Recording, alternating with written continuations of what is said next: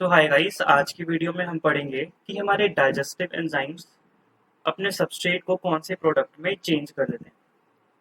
तो सबसे पहले हमारे proteins, proteoses and peptones, partially hydrolyzed proteins in the kind reaching the intestine are acted upon by the proteolytic enzymes of the pancreatic juice।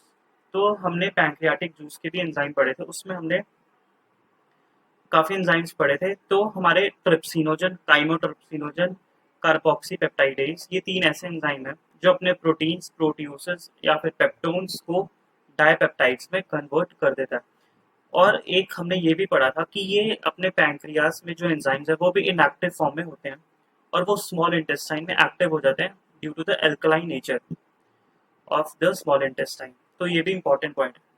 एक तो यही है कि trypsin, chymotrypsin, carboxypeptidase, they convert proteins, peptones, proteases into the dipeptides। Second पे अपने आते हैं carbohydrates. अब हमने पढ़ा था कि हमारी जो डाइजेशन थी वो माउथ से ही शुरू हो गई थी। माउथ में अपना एंजाइम था सलाइवरी अमाइलेज, जो कि जिसकी ऑप्टिमम पीएच थी 6.8 और वो 30% स्टार्च को हाइड्रोलाइज कर देता था। तो बाकी जो बची हुई है उसमें लिखा हुआ है हमारे are hydrolyze by the pancreatic amylase. तो जो अपने सलाइवा या माउथ में था उसको हमने सलाइवरी अमाइलेज कहा था, इस वाले को हम पैंक्रियाटिक अमाइलेज कहेंगे। और ये कन्वर्ट कर देता है अपने कार्बोहाइड्रेट्स को डाइसैकेराइड्स में। तो पॉलीसैकेराइड्स या फिर स्टार्च, अमाइलेज, पैंक्रियाटिक अमाइलेज इसको तोड़ देता है अपने डाइसैकेराइड्स में। उसके बाद आते हैं अपने फैट्स। हमने पढ़ा था कि स्टमक में भी थोड़े लाइपेसेस प्रेजेंट होते हैं, पर उनका ज़्यादातर अमाउंट अपने बाद में आता है, मतलब स्मॉल इंटेस्टाइन वाले रीजन में होता है। So fats are broken down by the lipases with the help of the bile into di and monoglycerides। तो अपने फैट्स को तोड़ दिया हमने डाइग्लिसराइड्स और मोनोग्लिसराइड्स में विद द हेल्प ऑफ लाइपेसेस। तो अब तक हमने प्रोटीन्स की डाइजेशन देख ली, कार्बोहाइड्रेट्स की देख ली और फैट्स की देख ली। अगली हम देख रहे हैं अपने न्यूक्लिक एसिड्स की। So nucleases in the pancreatic juice acts on the nucleic acids to form nucleotides and nucleosides। अब ये इंपॉर्टेंट पॉइंट है, अपने पैंक्रियाटिक जूस में न्यूक्लिएसेस होते हैं। बाद में हम न्यूक्लियोटाइडेज भी पढ़ेंगे, वो अपना स्मॉल इंटेस्टाइन में रिलीज होता है, लेकिन न्यूक्लियस अपना पैंक्रियाटिक जूस में होता है। ये लिखा भी हुआ है कि nucleases in the pancreatic juice acts on the nucleic acids to form nucleotides and nucleosides। तो ये इंपॉर्टेंट है। उसके बाद the enzymes in the succus entericus acts on the end product of the above reactions to form respective simple absorbable forms। अब अपने जो भी हमने पढ़े ये पैंक्रियाटिक जूस के एंजाइम्स थे, लेकिन हमने पढ़ा था हमारे स्मॉल इंटेस्टाइन भी कुछ एंजाइम्स रिलीज करता है। तो वो एंजाइम्स फर्दर जो हमारे अभी प्रोडक्ट्स, एंड प्रोडक्ट्स बने, उन पे फर्दर एक्ट करेगा और उनको और सिंपलर फॉर्म्स में तोड़ेगा ताकि वो भी एब्जॉर्बेबल फॉर्म्स में कन्वर्ट हो सके। So these final steps in digestion occur very close to the mucosal epithelium of the intestine। So ये digestion close होती है mucosal epithelial cells of the intestine। So, अगले पेज पे हम शुरू करेंगे। So अब इस पेज पे जो हमें एंजाइम्स दिए गए हैं ये अपने स्मॉल इंटेस्टाइन द्वारा रिलीज किए जाते हैं। जो अपने पिछले पेज पे थे वो पैंक्रियाज ने एंजाइम्स रिलीज किए थे।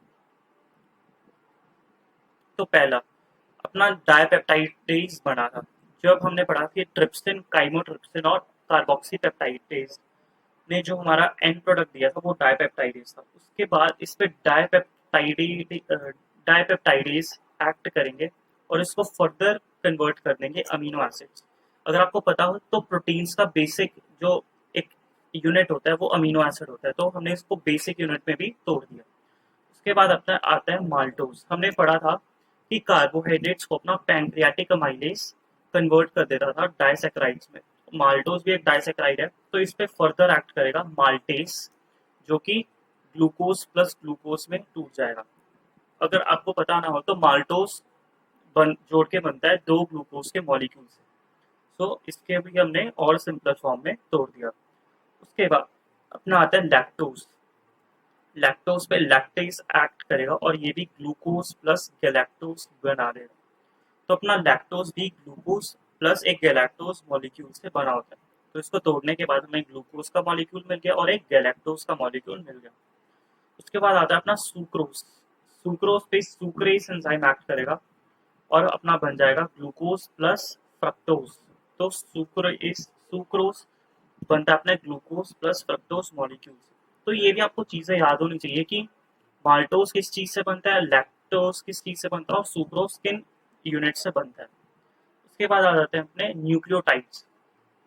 अब पहले हमने पढ़ा था कि जो अपने न्यूक्लिक एसिड्स थे उस पर न्यूक्लियसेस एक्ट किए थे, न्यूक्लियसेस पैंक्रियास ने रिलीज किए थे, लेकिन न्यूक्लियोटाइडेसेस अपने स्मॉल इंटेस्टाइन में होते हैं। सो न्यूक्लियोटाइडेसेस अपने न्यूक्लियोटाइड्स पे एक्ट किए और बन गए अपने न्यूक्लियोसाइड्स।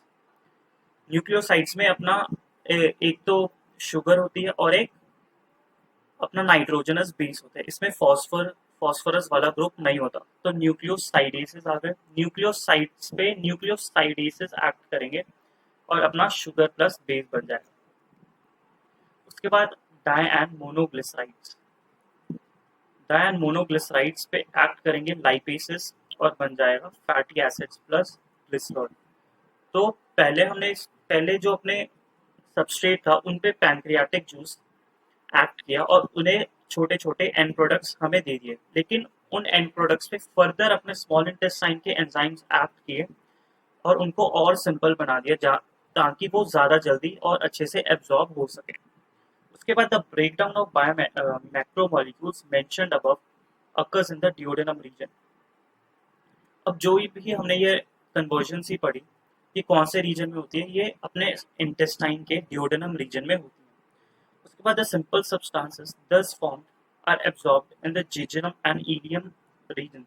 अब डिओडेनम में तो ये अपनी डाइजेशन हो गई इन सब्सटेंसेस की, लेकिन एब्जॉर्ब होंगे ये अपने जिजेनम और इलियम रीजन्स में। The undigested and unabsorbed food are passed on to the large intestine. और जो अपना फूड अनडाइजेस्टेड रह गया या अनएब्जॉर्ब्ड रह गया वो अपना फर्दर पास हो जाएगा लार्ज इंटेस्टाइन, जिसके बारे में हम अगले लेक्चर में पढ़ेंगे। तो आज के लेक्चर में हमने पूरा पढ़ लिया कि कौन सी प्रोडक्ट्स पे कौन सा एंजाइम एक्ट करता है और हमें फर्दर क्या मिल जाता है। तो ये हमें रिएक्शंस एक तरफ पूरी याद होनी चाहिए, क्योंकि वो आपसे पूछ सकता है कि कौन सी चीज़ क्या कन्वर्जन होती है। तो इस वीडियो में इतना ही। अगली वीडियो में हम अपने लार्ज इंटेस्टाइन वाले क्वेश्चन से शुरू करेंगे।